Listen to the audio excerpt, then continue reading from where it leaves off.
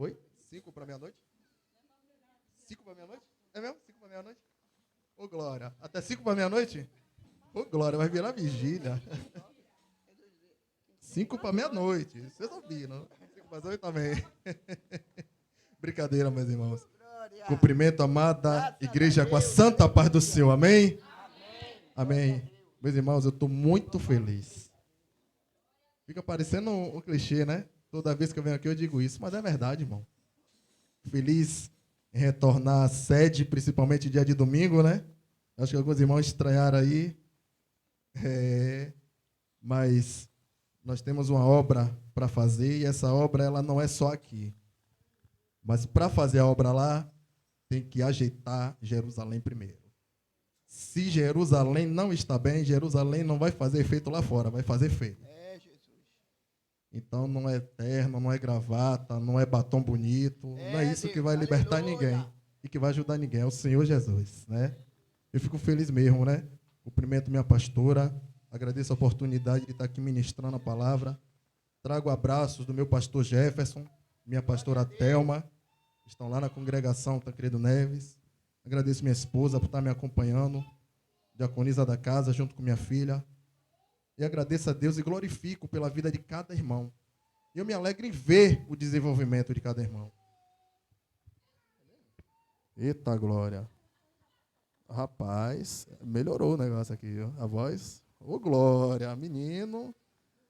Aí a gente vê o desenvolvimento, né, de cada irmão.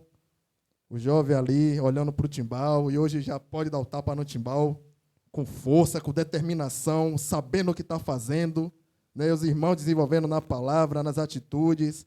Então é isso que alegra. Essa igreja aqui é assim, mas é o contrário. Enquanto tem gente que sobe aqui e fica de bico porque está vendo o irmão desenvolvendo, aqui é o contrário. Significa que o fruto do Espírito Santo está agindo. Significa que as quartas-feiras estão sim valendo a pena. Como o nosso pastor fala, não vai adiantar chegar aqui quarta-feira, pregar 2 horas de relógio, orar, buscar o Senhor na madrugada e não ver o negócio andando. Nós temos que andar. Amém, meus irmãos? Não vou sacrificar os irmãos ficando em pé por muito tempo, não, né? Além do mais que quando a gente for para a praça evangelizar, chamar o povo, a gente vai ficar lá sentadinho, né? Sentadinho na sombra e vai dar tudo certo. Com água de coco. Então não vou deixar os irmãos muito tempo em pé, não. Amém? Peço aos irmãos que abram as vossas Bíblias no livro de 2 Samuel. 2 Samuel, capítulo de número 21.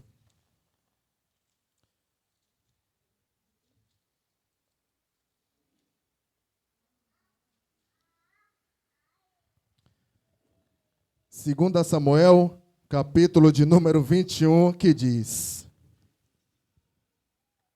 E houve em dias de Davi uma fome de quantos anos? Houve em dias de Davi uma fome de 3 anos, de ano em ano. E Davi fez o quê? O pessoal está tímido. E Davi fez o quê? E Davi consultou ao Senhor. E o Senhor lhe disse: é por causa de? Por causa de quem? E da sua casa sanguinária, porque matou os gibeonitas. Podem se assentar glorificando, exaltando o rei. Feliz também ver ali nosso pastor Lázaro. Muito obrigado pela tua presença, meu irmão. Deus continue te abençoando e leve a paz com o Senhor. Amém? Meus irmãos, e houve em dias de Davi uma fome de 3 anos. Davi consultou ao Senhor e o Senhor lhe disse que é por causa de Saul e da sua casa sanguinária, porque matou os gibeonitas. Aí você diz: rapaz, Saul foi o rei levantado por Deus para governar aquele povo procrastinado que clamava por um rei. Samuel foi lá, a mando de Deus, ungiu Saul a rei. Saul começou a reinar, beleza. Todos sabemos que Saul foi um rei que cometeu diversos erros. Fez o que não era para fazer, sacrificou, que ele não era sacerdote para sacrificar, né? Sob pressão popular, ele foi lá e tomou uma atitude, não esperou Samuel. E algo que as pessoas não pregam foi um dos maiores erros que Saul cometeu. Ele matou o povo gibeonita. E aí você para e se pergunta, gente, Saul matou o povo gibeonita? E isso influenciou no reinado de Davi, que veio depois de Saul. O reinado de Davi, a Bíblia acabou de nos dizer aqui, que houve fome em Jerusalém durante 3 anos. Já vou abrir um parêntese aqui para a igreja. Muitas das vezes nós estamos passando por um problema. E quando a gente chega aqui em cima, a gente quer descascar o nosso problema no irmão. Não sei porque eu estou falando isso, mas é a palavra de Deus. E você não vai consultar verdadeiramente ao Senhor para buscar entender por que você está passando por isso. Aqui já é o final do reinado de Davi. São os últimos anos. E quem prega ainda diz que foi no início. Não é no início. São os últimos anos do reinado de Davi. E a fome se instalou em Jerusalém. Mas ele observou que ele, como um rei, que vinha de vários feitos, que vinha de várias quedas, que vinha de várias vitórias, e ele chega e diz, meu Deus, 3 anos de fome. E é fome, irmãos. Fome em Jerusalém é fome. Eu não poderia nem dizer, porque eu não vivo em Jerusalém. Eu sei o que está escrito na Bíblia e o que a gente pesquisa através dos meios sociais e a gente vai filtrando, meu irmão, o que é bom realmente, o que é verdade e o que não é. Porque nem tudo que está ali pregando, nem tudo que está se falando é verdade. Muita coisa é heresia. A gente vai buscar na palavra e Deus vai te dizer se aquilo é verdade ou não. Mas houve uma fome intensa em Jerusalém e Davi chega e consulta a Deus. Davi não consultou os filhos dele. Davi não consultou a descendência de Saul, porque Saul já tinha morrido. Davi consultou a Deus. Meu Deus, por que, meu pai? Por que, eu falando com minhas palavras, por que esta fome se assolou em Jerusalém? Sendo que o Senhor testifica que eu sou segundo o teu coração. Davi era segundo o coração de Deus, mas a fome se instaurou. Quando eu falei que Saul mexeu onde ele não deveria, matando o povo gibeonita, acontece que, olha como são as atitudes e as más escolhas. Olha o que acontece quando você toma uma decisão acertada e vem outra pessoa e se mete onde não deveria. Nós vamos agora, peço licença à minha pastora, porque a gente não vai ficar com a Bíblia para lá e para cá. Mas eu preciso ler 2 versículos, um pouco para frente da igreja, para a gente entender porque chegou aqui. Amém, minha pastora? Só vou pedir aos irmãos, não precisa abrir não. A gente vai voltar um pouquinho, lá em Josué, capítulo 9. Em Josué, capítulo 9, glórias a Jesus, santo, santo é o nome do Senhor. Em Josué capítulo 9 diz que Josué vinha atacando os reis do sul. Josué vinha atacando aquele povo para conquistar a terra prometida que Deus havia prometido a Abraão. Deus prometeu a terra prometida a Abraão, veio para Moisés e veio para Josué. E Josué foi incumbido de conquistar a terra. Não era chegar lá de mão beijada, a terra está aí. A igreja ela é incumbida de lutar pela terra prometida. A igreja ela é incumbida de guerrear pela terra prometida. E Josué vinha de várias vitórias. E um povo que era de Gibeá, algumas bíblias falam que é de Gibeá, outras falam que é de Gibeon. Não, é Gideão. Não confunda o Gideão com Gibeão, com B de bola. E esse povo gibeonita ficou sabendo da fama que Israel vinha acabando com tudo. E aí alguns dos seus príncipes, está ali em Josué 9, se anteciparam. Eles se anteciparam e eles foram até Josué.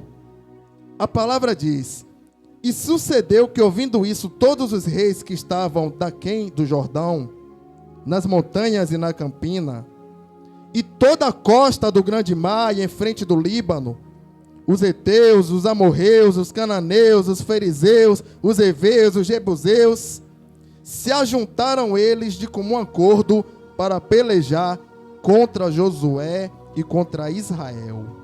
E os moradores de Gibeão, ouvindo o que Josué fizera com Jericó e com Ai, usaram também de astúcia e foram e se fingiram embaixadores. Tomaram sacos velhos sobre os seus jumentos e odre de vinhos velhos e rótulos remendados. E nos pés sapatos velhos remendados, vestes velhas sobre si, e todo o pão que traziam para o caminho era seco e bolorento. No 6. E vieram a Josué ao arraial, e lhe disseram a ele e aos homens de Israel: viemos de uma terra distante, faze, pois, agora concerto conosco. Até aí, irmãos. Para a gente entender, esse povo gibeonita, eles criaram uma estratégia para que Israel não destruísse a eles como já vinha destruindo tudo. E aí eles saíram de uma terra não muito longe, porque eles já estavam na rota, já seriam, se não os próximos, o segundo ou terceiro povo a ser atacado por Israel. Aí eles usaram de sabedoria, de astúcia.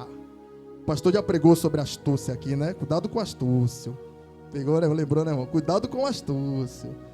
Eles pegaram saco velho, pegaram pão bolorento, pegaram odres com vinho velho e falaram: rapaz, vamos lá falar com Josué, porque a gente sabe que aquele povo de Israel é um povo que destrói, mas também é um povo que ama. É um povo que ama. É um povo que tem um Deus que dá vitória, mas eles acolhem aqueles que são necessitados. Mas eles acolhem aqueles que chegam e demonstram adoração ao Deus dele. Vamos lá, para ver se a gente se livra dessa. E foram até Josué.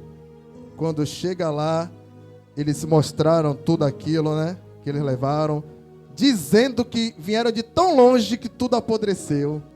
Vieram de tão longe que o pão secou. Vieram de tão longe que o odre de vinho que estava novo, estava assim brilhando, chegou lá por conta da caminhada e já estava ruim. E eles fizeram um pedido: faz um concerto conosco. E aí o povo de Israel, não foi só Josué, Josué junto com o povo de Israel entraram num consenso e falaram: rapaz, esse é um povo sofrido, para que a gente vai atacar esse povo aí? Vamos deixar eles aqui no meio, vamos fazer um juramento em nome de Deus, do Deus de Israel, nós não tocaremos no teu povo. E foi aí, irmãos, acabou. Acabou. O tema, vou falar agora o tema. O tema é: Deus vela pela tua palavra. Deus vela pela tua palavra. Se Deus te prometeu algo, creia que Ele vai fazer. Se Deus diz que nenhuma praga chegará à tua tenda, que vai te livrar da peste perniciosa e da praga, creia que Ele vai fazer. Então Josué fez uma promessa àquele povo. Olha só, Josué. De imediato, um cidadão, diz a Bíblia, chega para Josué e fala: rapaz, vocês foram enganados. Esse povo aí é inimigo seu, é gibeonita. Aí eles viram o que vocês fizeram e criaram essa estratégia só para se infiltrar no meio de vocês. Josué não podia mais voltar atrás com a palavra. Aí Josué falou: pronto, tá bom, tudo bem, vocês vão ficar aí. A gente não vai matar vocês, mas vocês vão servir para a gente. Vocês vão catar lenha, vocês vão ser nossos servos. Aí vem Saul, um cara irresponsável com Deus, um cara irresponsável com a obra, um cara que não está nem aí para nada, não procura saber da história do povo, não procura saber porque ele era rei, ele tinha que conhecer a história. É por isso que muitas das vezes eu prego o Antigo Testamento e o povo não entende, porque para você entender Jesus Cristo, você tem que entender por que você está sofrendo, se é que você diz que está sofrendo. Você precisa entender disso. Você precisa entender por que o pecado entrou na humanidade. Foi dado um estudo aqui sobre Adão e Eva. Você precisa entender por que os reis tiveram seus altos e seus baixos. Você precisa entender para que você pare de reclamar da vida. Você precisa entender porque o povo peregrinou. andou ali no deserto e ficou rodando, e ficou 4 anos, e o lugar na frente deles, e eles não alcançaram o lugar. E Saul, sem procurar entender, vai lá e começa a matar os gibeonitas. Ou seja, de tudo que ele fez, a pior coisa que ele fez foi não velar pela palavra do Senhor. A pior coisa que ele fez foi quebrar um juramento. O povo de Israel não ia matar aquele povo, foi jurado. Estava na rota para matar? Estava. Mas no momento que Josué, liderando aquele povo, disse: nós não vamos estender a espada para vocês, isso era para ser cumprido de geração em geração, irmãos. E a gente se pergunta: já consultou a Deus hoje por que você está passando por isso, minha irmã? Já consultou a Deus hoje por que você passa por alguma situação, minha irmã? Já consultou, pastora, por que eu estou passando por algumas situações? Muitas das vezes é isso aqui. A palavra de Deus não foi velada por alguém. Deus vela pela tua palavra. A gente sabe que é Ele quem vela pela palavra. Mas nós precisamos entender o processo, para que a gente não coloque nossa mão, meu irmão, onde não é para colocar, para que a gente não haja da maneira que não é para agir, porque Deus não manda a gente fazer, mas a gente vai e faz e diz que foi Deus que mandou. Não, está errado, está tudo errado, está errado. A gente olha o eu, mas não olha o próximo. A gente olha o eu, mas não olha o próximo. Todos precisamos nos fortalecer na palavra. São 3 pilares que essa igreja tem: é a palavra, é a oração e o aconselhamento. Mas a gente precisa se abrir para a pessoa que está à frente da obra. A gente precisa se abrir, a gente precisa confessar. A gente precisa renunciar ao meu eu. A gente precisa chegar e clamar primeiramente ao Senhor, porque Davi consultou ao Senhor. Davi consultou ao Senhor. Meu Deus, por que essa fome? Nós estamos passando por um período que você compra R$500 no mercado aí. Eu não vou falar nome para não fazer propaganda, né? Não vou falar açaí, atacarejo, atacadão. Não vou falar nome. Não vou falar. Bom Preço, que já fechou. Já foi. Extra, que já foi. Não vou fazer propaganda deles, que eu não estou ganhando nada, né? Né, meu pastor? Amém. A gente faz compra de R$500 e não dá para nada. Comparado a tempos atrás que a gente comprava, rapaz, fazer uma compra de R$500, ô glória! Você saía de lá com 2 carrinhos cheios, pegava, nem tinha Uber na época, né? Pegava 2 carros, chamava o vizinho. Claro, mas também não era assim não, né? Pegava a caminhonete de seu Márcio, botava ali, enchia até em cima. Ô glória! Mas eu digo uma coisa, as coisas estão difíceis, irmãos, estão difíceis. Mas tu tem um Deus que zela por você. Tu tem um Deus que não vai deixar faltar na tua mesa o pão. Tu tem um Deus que Ele prometeu a Abraão: eu darei uma descendência ao qual você não vai conseguir contar, como as estrelas do céu. E essa descendência somos nós, irmãos. Você tem um Deus que vela pela tua palavra. Então a gente precisa ter cuidado, irmãos. A gente precisa buscar do Senhor, meu Deus, clamar, voltar à verdade, voltar à realidade, voltar ao que éramos. A gente precisa. Muitas das vezes a gente dá uns passos aí, porque, não tem aqui não. Foi tu que leu, não foi? Para mim? Um dia desse? Ou foi... Não, foi tu mesmo que tem decisões que o homem toma achando que é acertada. Foi você. Oi? Provérbios 14:12. Rapaz, eu vou lá. Mas é isso mesmo. Provérbios 14:12. Tem caminhos que ao homem parece ser caminho certo. Olha, bota isso na tua vida, irmão. O versículo já está. Mas bota isso na tua vida. Há caminho que ao homem parece direito, mas o fim dele são os caminhos da morte. Tem muitas atitudes, meu pastor, que a gente vai tomar, mas dá tempo de se arrepender. Dá tempo de buscar Deus. Não seja inconsequente como Saul foi. E aí tu vê, Josué fez a aliança, passaram vários juízes, viu? Passaram vários juízes. Sansão, vários juízes, irmãos. Foram, não lembro agora, me perdoem, quanto tempo Jerusalém foi governada por juízes. Não lembro. Porque a palavra é assim. Nem tudo a gente vai ficar preparando, vai ficar... Não lembro. Mas depois dos juízes, Saul foi o primeiro rei levantado. Aí Saul vai, mata aquele povo e respinga em Davi. Respingou no reinado de Davi. Muitas das vezes a gente está passando por problema na nossa vida que não é por conta da gente. Mas lá na frente os discípulos perguntaram a Jesus: esse rapaz aqui, ele é manco, ele é coxo assim, ele é cego, por quê? Quem pecou foi ele ou quem pecou foi os pais dele? Aí Jesus chega e diz: não, nem eles, nem o pai deles, mas tudo isso é para que a glória de Deus resplandeça na vida dele. Muitas das vezes também tem isso. Passamos por situações para que a glória de Deus seja manifesta em nossa vida. Muitas das vezes passamos por decepções, por apertos, mas a palavra diz: esforça-te, tenha bom ânimo. A palavra não diz desista. Para, irmão. A palavra não diz isso. A palavra não diz: olhe, saia da igreja, vá para outra. Não, é decisão que o homem toma. Amém. Todos são livres para isso. Todos são abertos a isso. A palavra não diz que você, como aconteceu com Jó, que você está sendo provado, ou algo assim, não. O que aconteceu com Jó, foi com Jó. O que aconteceu no reinado de Davi, foi com Davi. O que está acontecendo na minha e na sua vida, é comigo e é com você. E o nome do Senhor, ele vai ser glorificado na nossa fraqueza. O nome do Senhor, ele é glorificado na nossa fraqueza.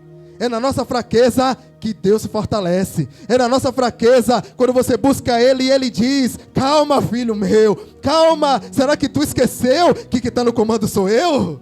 Será que tu esqueceu que quem formou a terra fui eu? Será que tu esqueceu que quem te deu as medidas, como eu fiz ali com Jó, quem deu as tuas medidas, os teus calçamentos, o fio dos teus cabelos fui eu?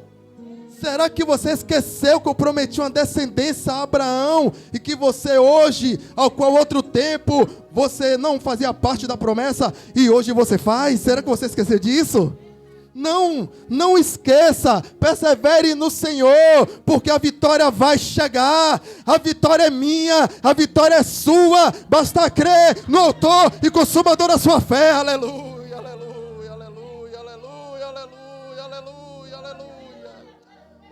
Aleluia, glória a Deus, aleluia.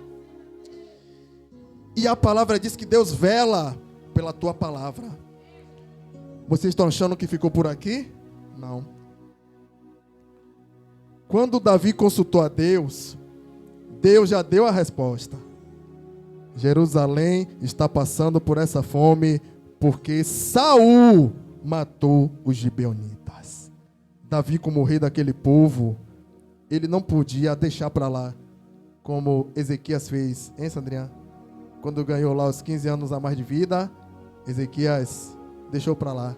O profeta chegou para ele e disse: olha, virão dias que a Babilônia, que tu abriu tua casa lá, mostrou a riqueza, vai sitiar aqui, vai tomar os teus filhos, vai tomar as mulheres do teu filho e vai levar para o cativeiro e vai fazer escravo. Aí Ezequias: não vai ser no meu reinado mesmo, né? Então tá tudo bem, tá tudo certo. E o mal sobrecaiu lá a Judá. Davi não fez isso. Mesmo nos últimos minutos, nos últimos momentos de seu reinado, Davi foi lá até os gibeonitas, porque Saul matou alguns, exterminou alguns, mas ainda existiam alguns. E Davi chegou até eles e falaram: meu povo, eu preciso fazer um concerto com vocês, porque isso não está legal. Eu consultei o meu Deus e eu preciso consertar um negócio que está errado. Precisamos consertar alguma coisa que está errada. Oh, aleluia, Pai. Meu Deus. Precisamos consertar alguma coisa que está errada. O povo perece por falta de conhecimento. O povo está perecendo porque não está crendo. Tem alguma coisa errada aí, irmãos. Tem alguma coisa errada e a gente precisa consertar. Davi chega para eles: oh, meu Deus, já? Que é isso, rapaz? Está desconvertido esse relógio aqui. 5 minutos, velho. Meu Deus, 5 minutos. E no meu é 1 minuto, ó.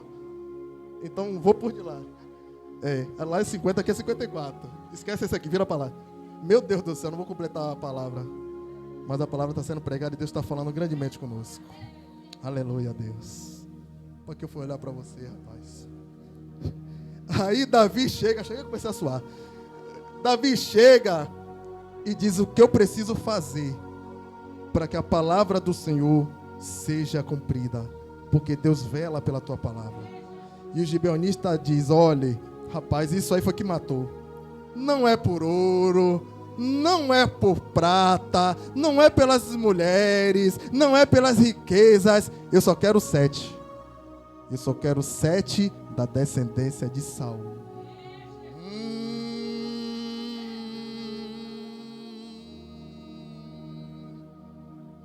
Davi tinha feito um juramento a Jonatas, que era filho de Saul. Aquele que, pela teoria, pela lógica de Israel, seria o sucessor do trono. Após Saul, Jonatas deveria assumir. Só que Jonatas tinha uma amizade tão grande com Davi, para a honra e para a glória de Deus, que Jonatas entendeu que o verdadeiro rei era Davi. Ele não brigou pelo reinado. Então Davi fez o juramento a Jonatas e livrou Mefibosete desses 7, o filho de Jonatas. Ele honrou também com a palavra. Ele entregou 7 de Saul. Mas a Mefibosete, ele não entregou. E aí lá na frente você vai entender. Porque ele tirou novamente, tá vendo aí? Foi lá em Lodebar e honrou Mefibosete. Porque ele tinha feito um juramento. E quando você fizer um juramento, tome cuidado para cumprir com a tua palavra. Nem que seja R$1. R$1, meu irmão. Eu falo, agora eu posso falar, eu falo por mim. R$1. Se eu falar amanhã, eu vou pagar esse R$1. Meu irmão, eu tenho que pagar esse R$1 amanhã. Senão eu sou um descarado. Senão eu sou um vagabundo. Senão eu sou um cara que não honra com a palavra. E é isso que Deus se agrada? Da pessoa que não honra com a palavra? De todos os erros que Saul cometeu, sacrificou, fez tanta loucura, tanta coisa. Mas olha o que pesou em cima de Jerusalém. Olha o que pesou. Olha o que trouxe fome para esse povo. Meus irmãos, eu vou confessar a vocês.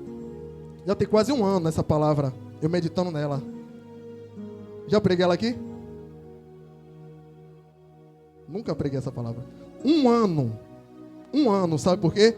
Agora sim é o tempo da gente buscar Deus para que Ele nos revele porque esse povo está sofrendo dessa forma. Não é tempo ainda da gente chegar aqui achando que um pedaço de pão vai resolver o problema, porque a palavra diz que nem só de pão viverá o homem, mas de toda palavra que sai da boca de Deus.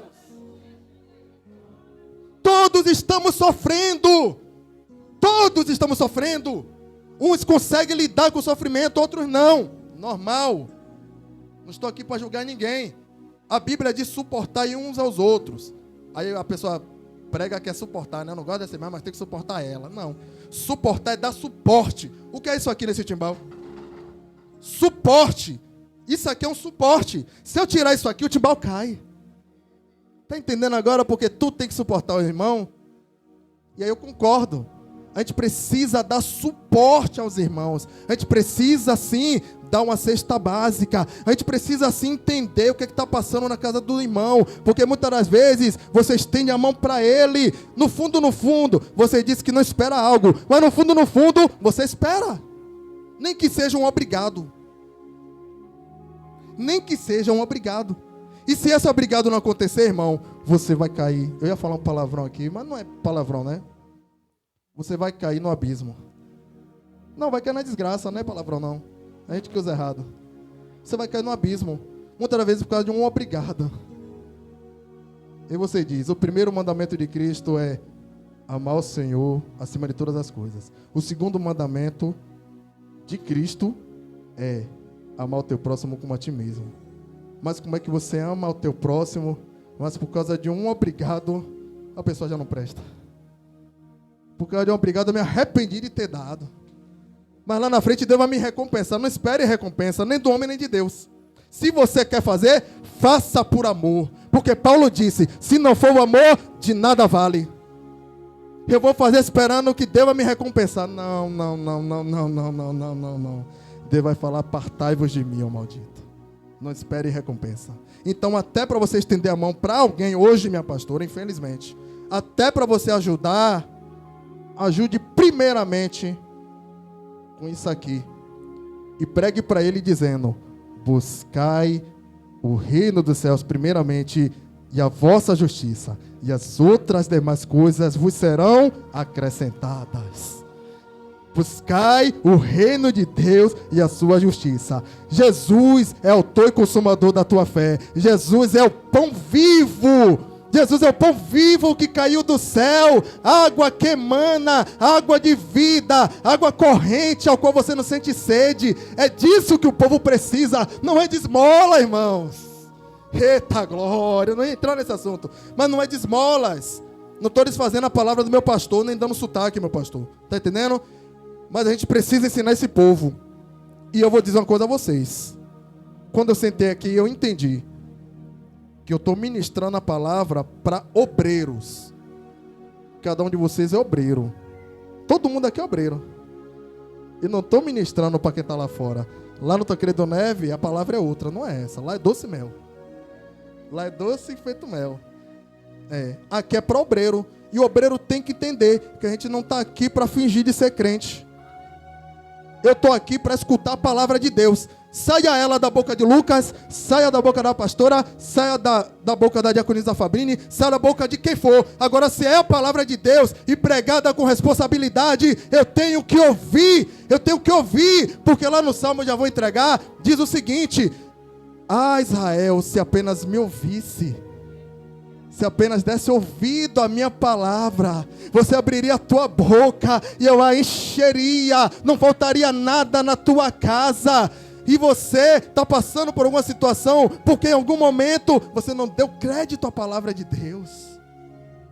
Meus irmãos, peço perdão pelos 3 minutos, pelos 2 minutos, mas eu fico muito honrado, muito feliz de ter a oportunidade de estar aqui falando da palavra de Deus.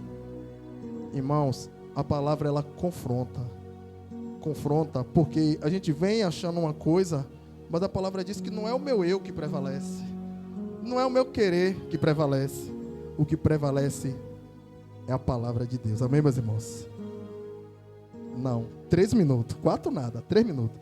Que Deus vos abençoe em Cristo Jesus, continue avivando a tua igreja, continue abençoando pelo teu Espírito Santo de Deus. Eu peço ao meu Pai que Ele abençoe a cada um, e assim agradeço a minha rica oportunidade, em nome de Jesus.